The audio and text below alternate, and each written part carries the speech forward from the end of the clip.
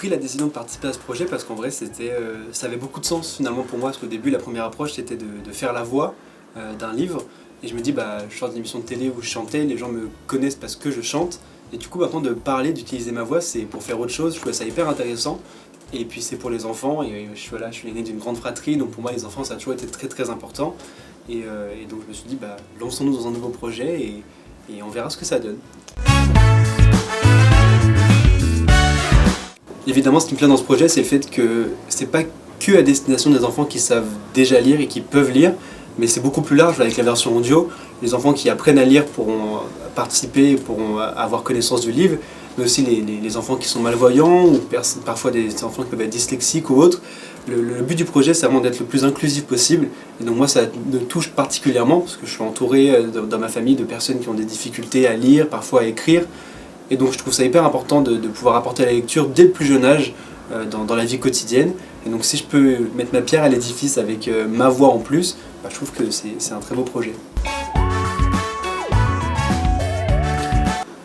Je pense que la chance que j'ai dans ce projet, c'est qu'au-delà d'être seulement la voix du livre, je suis également l'auteur des livres que je compte.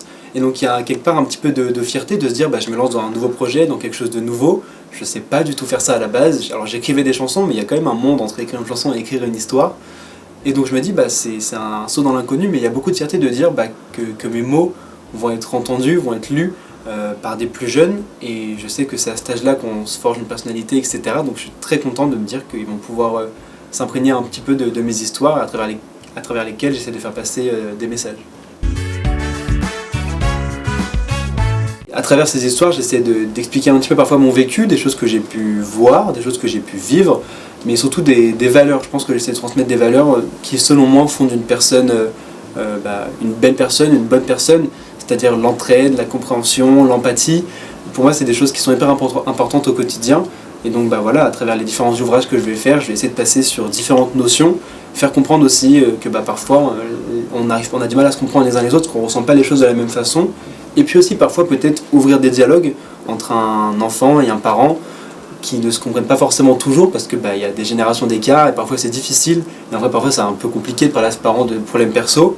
Et peut-être qu'à travers ce livre on va dire je comprends mieux pourquoi ma copine à l'école elle est comme ça, ou pourquoi mon copain il est comme ça, ou tiens papa je me sens comme dans le livre, est-ce que on en discute, etc. Et je me dis si ça peut permettre à des familles de se rapprocher, de parler de sujets parfois un peu tabous, c'est une très bonne chose.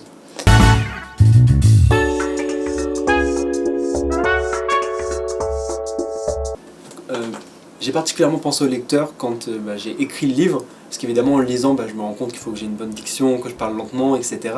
Mais particulièrement en l'écrivant parce que le public de destination c'est un public qui est jeune, très jeune, on parle d'enfants qui sont en primaire globalement, et donc qui n'ont pas forcément un vocabulaire qui est aussi développé qu'un adulte, mais qui en même temps, je pense que c'est à cet âge-là qu'on peut se permettre de découvrir des nouveaux mots, peut-être plus compliqués, et enrichir son vocabulaire.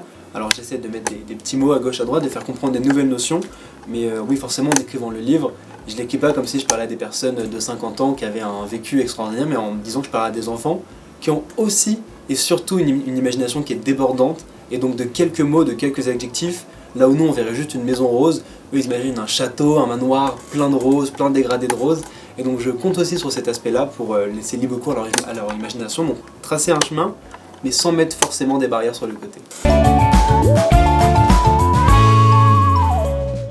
Le premier ouvrage qui s'appelle L'anniversaire parle d'hypersensibilité. Pour moi c'est un sujet important puisque j'ai découvert un peu un côté hypersensible au cours de ces derniers mois et je ne le pensais pas du tout. Donc parfois c'est des choses qu'on ne soupçonne pas, qui sont un peu enfermées en nous.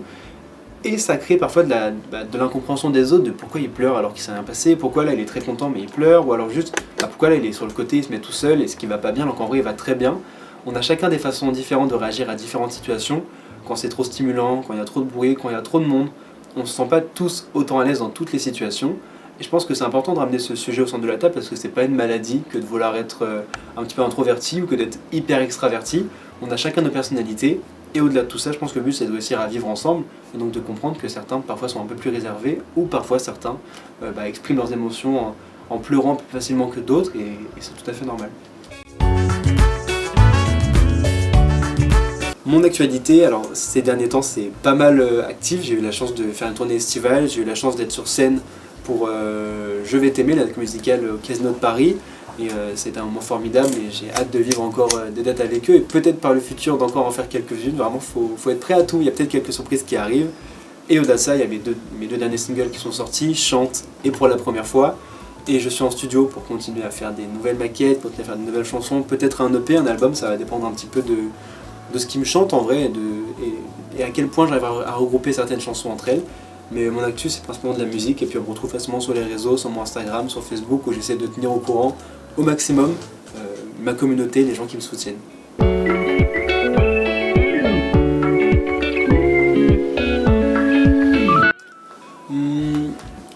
Disons que dans un avenir, c'est vrai que maintenant que j'ai participé à cette émission et que j'ai un petit peu plus de notoriété qu'avant, enfin avant je n'avais clairement pas, maintenant il y a quelques personnes qui écoutent ce que je dis ou alors qui font attention à ce que je dis et je me dis il faut l'utiliser à bon escient, c'est-à-dire dire ce qui selon moi est bien ou pas bien, alors évidemment pas prendre des positions politiques ou quoi que ce soit, et je pense que le but c'est d'avancer ensemble vers défendre des causes qui sont justes. Je me suis beaucoup engagé pendant la tournée contre le harcèlement, je m'engagerai toujours énormément contre ça parce que c'est hyper important. Et globalement pour tout ce qui touche aux enfants, je suis très sensible à ce sujet-là, que ce soit la malnutrition, que ce soit la maltraitance, etc. Je pense qu'on n'a rien de plus précieux dans la vie de tous les jours qu'un enfant. Et un enfant c'est si innocent, c'est si beau, il y a quelque chose on sait que cet enfant dans 10 ans il peut devenir n'importe qui. Et je pense qu'il peut aussi devenir n'importe quoi entouré des mauvaises personnes très jeunes. Et le but c'est d'en faire des bons humains et je suis convaincu que chaque enfant a un excellent fond. Et donc j'essaie d'être de la meilleure influence possible autour de ça et donc je défendrai des sujets qui me tiennent à cœur et j'essaierai d'utiliser ça au maximum, participer à des galas, etc. J'ai pas eu beaucoup de temps encore pour faire tout ça parce que j'avais la tournée, j'ai eu un été, j'ai dû me reposer un petit peu aussi. Mais m'investir au maximum pour aider les autres, c'est quelque chose qui fait partie de moi. Et maintenant que j'ai un peu plus de lumière, essayer de faire aussi briller les autres, c'est quelque chose qui me tient à cœur.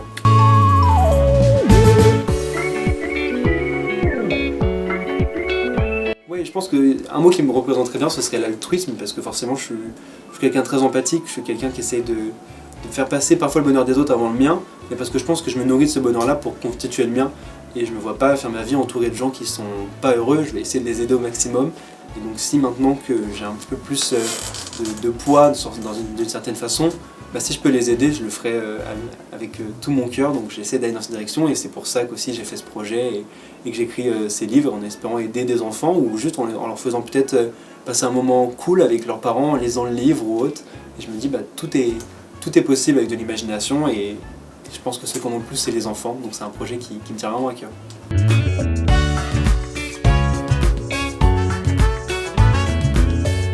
Pour clôturer cette journée, je remercierai forcément Eddie Box, grâce à qui je suis là aujourd'hui, d'avoir loué un lieu aussi bien. J'ai vraiment été accueilli dans des super conditions. Les autres équipes, j'en ai aussi rencontré d'autres collections. Donc en vrai, je leur dirai merci et puis à très bientôt parce que le projet n'en est qu'à son début et il y a encore plein de belles choses qui arrivent.